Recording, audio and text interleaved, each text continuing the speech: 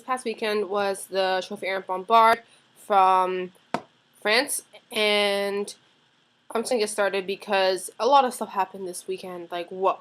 Okay, so in the men, Jeremy Abbott was one of the people that I would have thought to have done well, and his short program was really awesome, I think.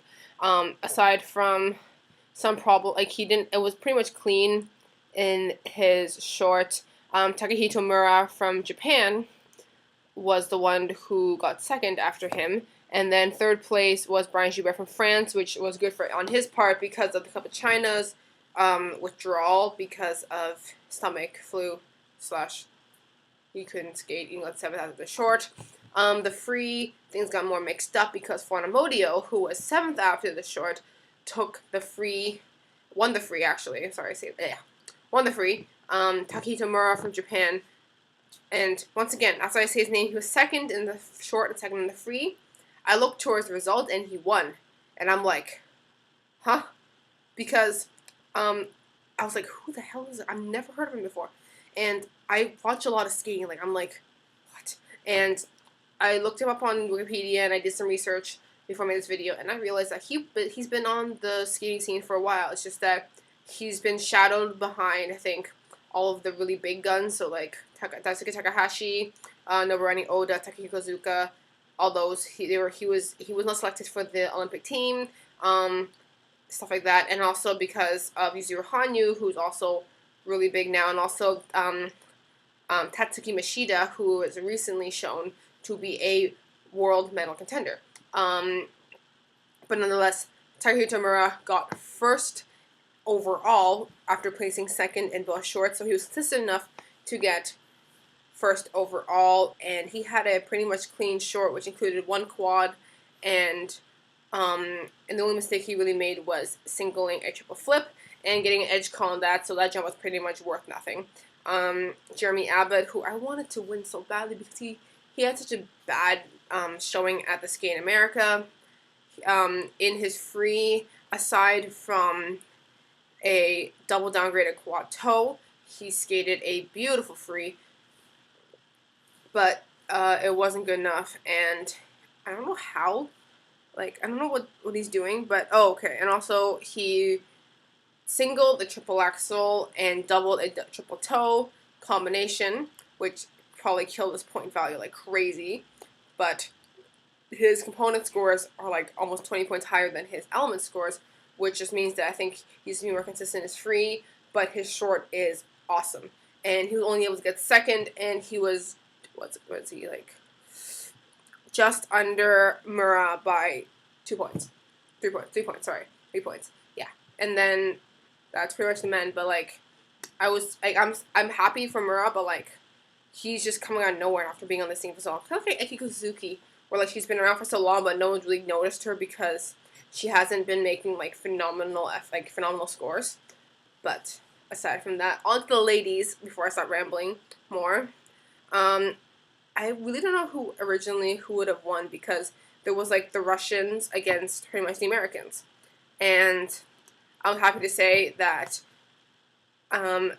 Julie Lipnitskaya from Russia had a clean short, beating Ashley Wagner. Aside from an edge call on her triple flex, triple toe, she had a very clean short, and Ashley Wagner, she did not have too much of a combination, but I think she planned out her program a bit better than Julia did, because Julia's first 3 jumps are in, like, the first 30 seconds of her program, while Ashley's were 2 over 3 were in the second half. And like in the free program, if you put your jumps in the second half, you're more tired by then, but the idea is that if you do land the program, that shows stamina, and also you get extra points, like you get more points for having those jumps in the second half of your program. And then third place went to Elizaveta Tukumishiba, who a lot of people thought would do well, but isn't making the progress everyone was looking for. She did a triple toe that was not overly clean, but the rest of her program was pretty clean. And then in the free, Ashley won the free by having pretty much a clean free program, I think she wanted to do a double axel triple toe, but that didn't happen. She did a double axel double toe, which was still clean. Nonetheless, she had an edge call on her lutz, but aside from that, clean short, and she's now getting the component scores that she actually deserves. Like, her component scores are higher than Akiko Suzuki's, which is saying something. And this is probably the first time that Ashley's been considered a medal contender in the world stage, because before she's kind of like that iffy, like, no one really knows who she is. But then after a breakthrough last year, I could see her being a world champion. And if she was, that'd be freaking awesome, because one, that'll probably give the U.S. 3 spots on the Olympic team next year, which is what they've been yearning for the past 4 years. Because after 2006, they wanted to send 2 ladies. They only got to send 2 ladies to the 2010 Olympics because of a lot of the really big phenoms had retired, like Sasha Cohen, Camille Meisner, Michelle Kwan, and then all of the newbies came on the stage, like Mariah Nagassio, Ashley Wagner, Rachel Flack, Caroline Zhang. Lisa Sisney was still from 2006, but was kind of like not like a really big influence at that point. But now I think with Ashley, if she does skate strongly, and if they find another U.S. lady to skate strongly at this year's World, I could see them getting those 3 spots that they rightfully deserve, because I think they have the most broad, aside from the Russians, they have probably the biggest competitive ladies program in the U.S. Tukumi Shiva from Russia took second in the free, and Lipinskaya had a whole bunch of errors in her free program, also including 2 edge calls on both of her lutzes, a messy triple lutz, and just a lot of negatives that she didn't really deserve. But it wasn't good enough to hold into her first place finish, and Ashley trumped both of the Russian phenoms, so ha. And in the pairs, it was really a fight between Yuka Kawaguchi, Alexander Smirnov, and Megan Duhamel and Eric Radford. I was thinking that the Russians would have taken this gold pretty easily, considering the amount of time that they've been on the scene compared to Duhamel and Radford. That being said, the Canadians have a technically stronger program than the Russians do, because the Russians have pretty much your standard program elements, while Duhamel and Eric Radford tend to do harder stuff. Like they tend to do side-by-side triple lutzes. And how many women can do triple lutz? First of all, not talking about being a pair girl and being able to do a solid triple lutz in sync with a guy. So that gives them crazy points. And they also do a throw triple lutz, is one of their throws in the short, which is also freaking nuts. But their base value was higher than the Russians, but poker component-wise, they were a little bit short, which is why they were 3 points behind Kawaguchi and Smirnov after the short. And then, if you keep looking down, Chengpeng and Hao Zhang from China, who is a new pair. Chengpeng is like 16 or 17 years old, and Hao Zhang's was with Dao Zhang. Yeah, the name. Yeah, but she retired, but he wanted to keep skating, and they had a clean short, so I could see them on the podium. Like they had a good showing. They actually beat the Italians, who I thought it would have been a solid 3rd place after the short, because of how long they've been here. And well, lots of fun happened in the free.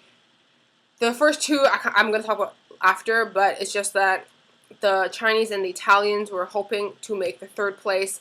The Italians got 5th after the short, which probably would have been good enough for them to get 3rd overall.